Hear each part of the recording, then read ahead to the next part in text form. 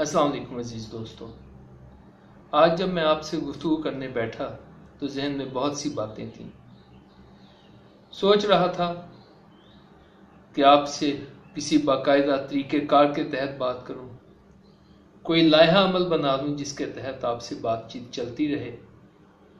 ये भी जहन में आया कि जैसे आदमी किसी नसाब के ऊपर उसके मलहूज़े खातिर रखते हुए बात करता है, मैं बात करूं, मगर जहन में यह ख्याल आया कि ये तरीक़ेकार शायद मुनासिब ना हो, क्योंकि बहुत सी बातें सामने आती हैं, रोज़ हालात बदल जाते हैं, ख्यालात में नई नई सूरतें पैदा हो जाती हैं, कई हंगामी बातें हो जाती हैं, कई सवाल आ जाते हैं जिनके जवाब देने होते हैं।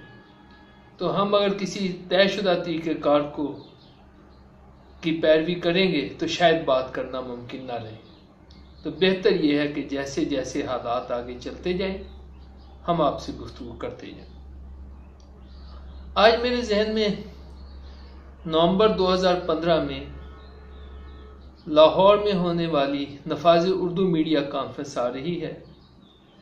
8 सितंबर 2015 को अदालत उज़्मा पाकिस्तान ने पाकिस्तान में नफाज़ उर्दू के हक़ में फ़ैसला दिया और उसके बाद कुछ ऐसे इक़दाम उठाए गए, कुछ बातें हुई जिससे लगता था कि हुकूमत नफाज़ उर्दू का काम शुरू कर देगी। मगर जल्द ही महसूस हुआ कि उस तरह नहीं है जिस तरह हम सोच रहे हैं, बल्कि जैसे हुकूमतों का काम होता चला आया है कि शुरू में तेज़ी दिखाई जाए, आनी जानी दिखाई जाए, और जैसे जैसे वक्त गुजरता जाए, मामला ठंडा पड़ता जाए, तो मामले को फाइलों के सुपुर्द करके गायब कर दिया जाए। इन सूरत हाल में अजीज ज़फ़र आज़ाद साहब, फातिमा कमर और दूसरे दोस्तों ने सोचा कि मीडिया को मुतहर्रिक करने की ज़रूरत है। हमने मीडिया के दोस्तों से बात की, बहुत से लोगों से बात की। मुजीबुर रहमान शामी थे, एसार अख्तर थे, एसार राना हैं, और इसी तरह से मुख्तलिफ अबलाग आमा के शोबा जात में मुजाहिद मंसूरी साहब हैं, डॉक्टर अकरम चौधरी हैं, फिर हफीज़ुल्लाह न्याजी हैं। इन दोस्तों से बात की और उन सब के मशवरे से तय पाया कि हम ईवान इकबाल में नफाज़ उर्दू कॉन्फ्रेंस करेंगे। हुकूमती हलकों से बात हुई। उस वक्त के वज़ीर इत्तलात परवेज़ रशीद और ख्वाजा साद रफ़ीक ने शिरकत की हामी भरी और 1 नवंबर 2015 को हम ईवान इकबाल में इकट्ठे हो गए। अब इस मीडिया कॉन्फ्रेंस में बहुत सी बातें हुई, बहुत से लोग आए और ये हर लिहाज से कामयाब कॉन्फ्रेंस थी। सिर्फ एक बात ना हो सकी कि जो कुछ उसमें कहा गया उस पर अमल नहीं हो सका।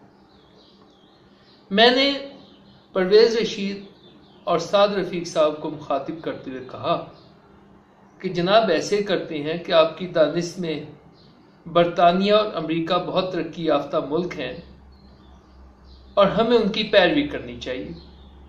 मैंने कहा बिल्कुल, हम पाकिस्तान में बरतानिया के नक्शे कदम पे चलते हैं, उन्होंने अंग्रेज़ी नाफिज की हुई है, हम भी ऐसे ही करते हैं।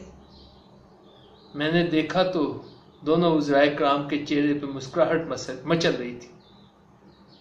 मैंने कहा ऐसा करते हैं कि बरतानिया में उनकी अपनी ज़ुबान अंग्रेज़ी नाफिज है, तो हम उनकी पैरवी करते हैं, पाकिस्तान में पाकिस्तान की ज़ुबान उर्दू नाफिज कर देते हैं।